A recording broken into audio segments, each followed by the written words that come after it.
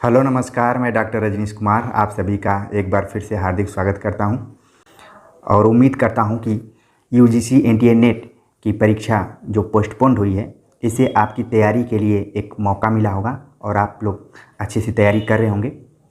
आज मैं जिस टॉपिक पर बातचीत करने जा रहा हूं कि यूजीसी एनटीए नेट जेआरएफ की परीक्षा का जो नया पैटर्न है, उसको कैसे ठीक से समझकर हम अपनी तैयारी को करें। और उम्मीद है कि आपकी तैयारी के लिए जितने भी महत्वपूर्ण तथ्य होने चाहिए, पुस्तकें होनी चाहिए या फिर प्रैक्टिस सेट कर रखने के लिए किताबें होनी चाहिए, सारी आपके पास मौजूद होंगी।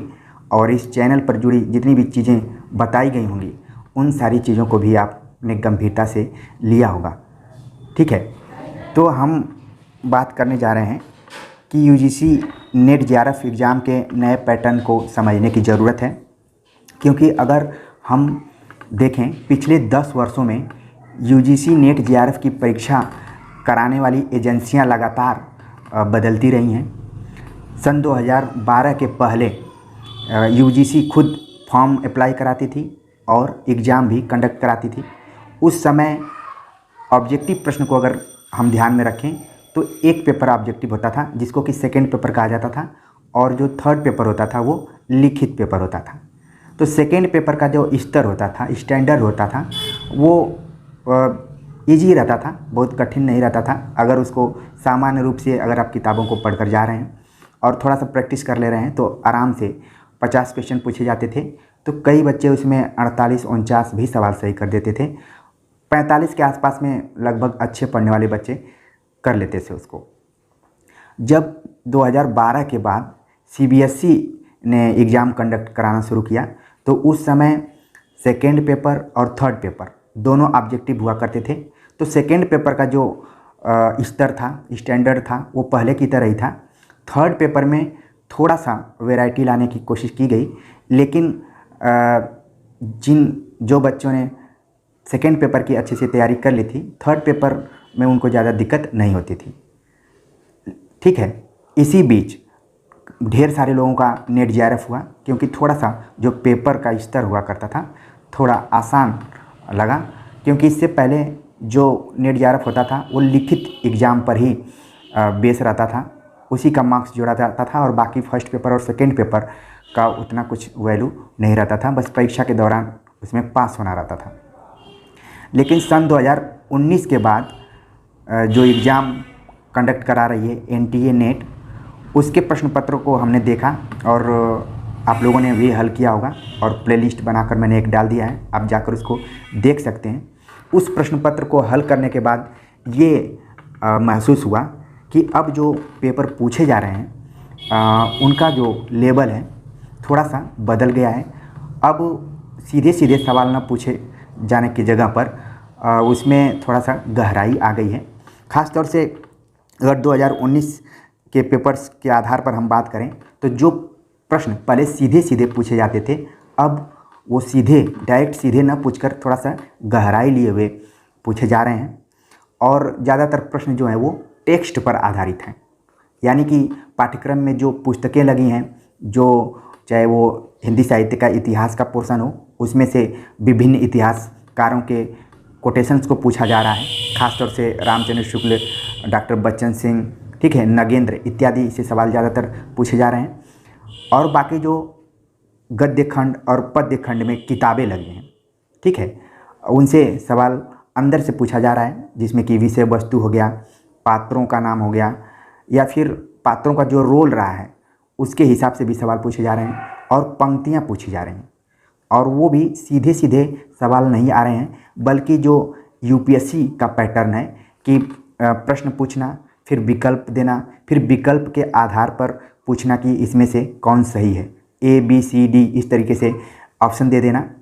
तो थोड़ा सा प्रश्न का जो संरचना है उसका क्या है, बड़ा हो गया, उसको पढ़ने में वक्त भी लगता है और समझने की भी ज़रूरत पड़ती है। नहीं तो आप यूजीसी नेट जब यूजीसी कराती थी तब का पेपर देखेंगे, सीबीएसई का पेपर देखेंगे तो आपको ज़्यादा कठिनाई महसूस नहीं होगी। लेकिन इन 2019 के बाद के जो एग्ज़ाम हुए हैं, इनको थोड़ा सा हल करने में आपको वक्त लग सकता है और लगेगा कि अब सीधे सीधे रट कर पढ़ना अब आसान नहीं रहा है, बल्कि अब समझने की ज़रूरत है। पहले क्या होता था कि कवियों और रचनाओं का जो रचना क्रम पूछा जाता था वो सीधे सीधे एक लाइन में 4 रचनाएं हो जाती थी और पूछ लिया जाता था कि इसमें सही क्रम कौन सा है। जैसे हो गया पद्मावत, रामचरितमानस, साकेत और कामायनी। लेकिन अब क्या है कि 8-10 प्रश्न ऐसे आ रहे हैं जिनको कि आपको मिलाना है, और मिलाने वाला जो प्रश्न होता है अक्सर उसको हल करने में ज़्यादा दिक्कत नहीं होती है। अगर उसमें से 1-2 क्वेश्चंस का आंसर आप जान भी रहे हैं तो उसको आप मिला सकते हैं।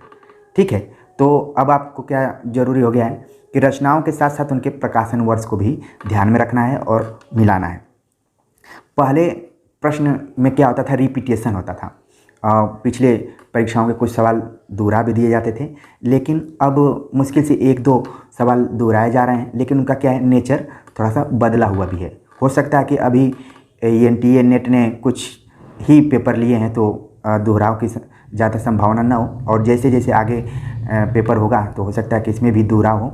लेकिन इसमें क्या है, मौलिकता को कायम रखा गया है, मौलिकता को बना कर रखा गया है ताकि कोई रट कर जाकर एग्ज़ाम दे दे और पास कर ले तो फिर इतना इजी पेपर नहीं बनाया जा रहा है।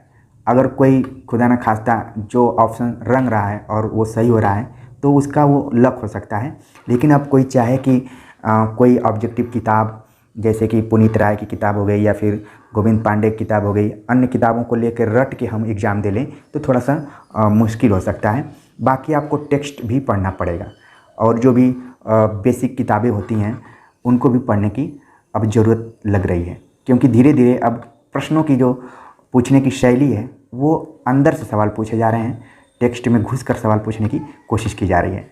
तो यही बदला हुआ पैटर्न है। इसी को बताने के लिए मैंने इस वीडियो को बनाया, और मुझे लगा कि एक गाइडेंस करने की ज़रूरत है, क्योंकि सब कुछ पढ़ाई प्रतियोगी छात्र को ही करना है, और हमारा बस ये लक्ष्य है कि आपके लेंथ और लाइन दोनों को बरकरार रखने में अपना जो योगदान हो उसको करें।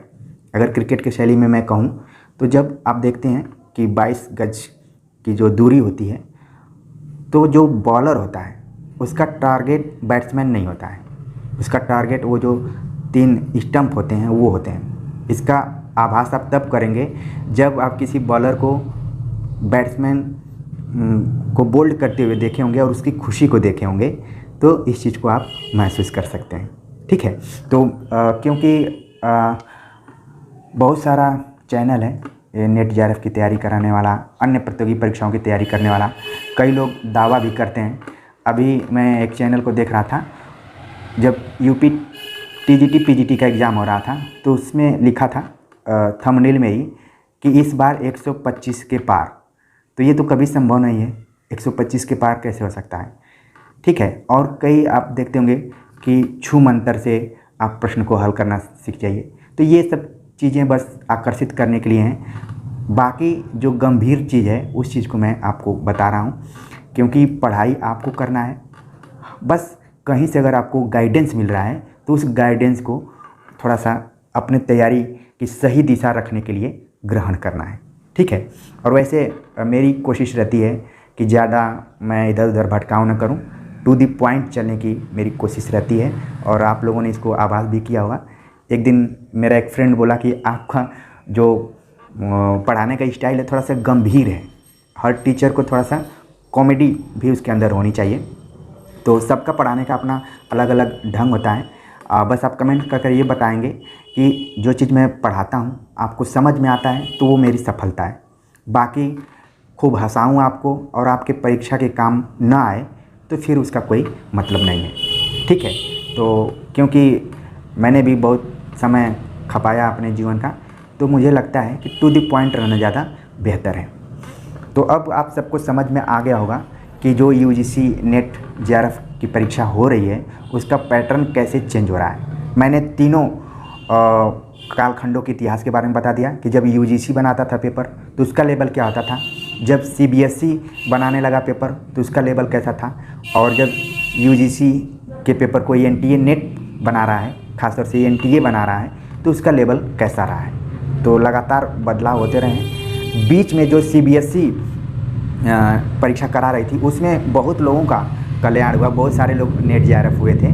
और बड़ी ईजिली तरीके से हो गया। लेकिन अब थोड़ा सा मुझे ऐसा लग रहा है कि पेपर के प्रकृति को देखते हुए, उसके नेचर को देखते हुए थोड़ा सा कठिन हुआ है। तो उम्मीद है कि मेरी बात आप सभी को समझ में आ गई होगी। अब आप कोई भी चीज़ पढ़ेंगे, टेक्स्ट पढ़ेंगे या फिर हिंदी साहित्य का इतिहास पढ़ेंगे, काव्यशास्त्र, पाश्चात्य काव्यशास्त्र, भाषा विज्ञान पढ़ेंगे, ठीक है, तो अंदर तक उसको घुस कर पढ़ने की कोशिश करेंगे कि कौन पंक्ति कहाँ से ली गई है, कौन सा पात्र किससे जुड़ा हुआ है, ठीक है, जो भी एकदम एंगल होना चाहिए हर एंगल से पढ़ने की कोशिश करेंगे। तो कमेंट्स कर बताइए कि आप सभी को ये पैटर्न समझ में आया कि मैं क्या बताना चाह रहा था। तो जल्दी से कमेंट कीजिए। और अक्सर मैं सब्सक्राइब के लिए उतना प्रेशराइज नहीं करता हूँ, लेकिन कभी कभी मन होता है कहने का, तो कह दे रहा हूँ। अगर अच्छा लगे तो सब्सक्राइब भी कीजिए और अपने दोस्तों तक इसे शेयर भी कीजिए। तो मिलते हैं नए टॉपिक के साथ, तब तक के लिए नमस्कार।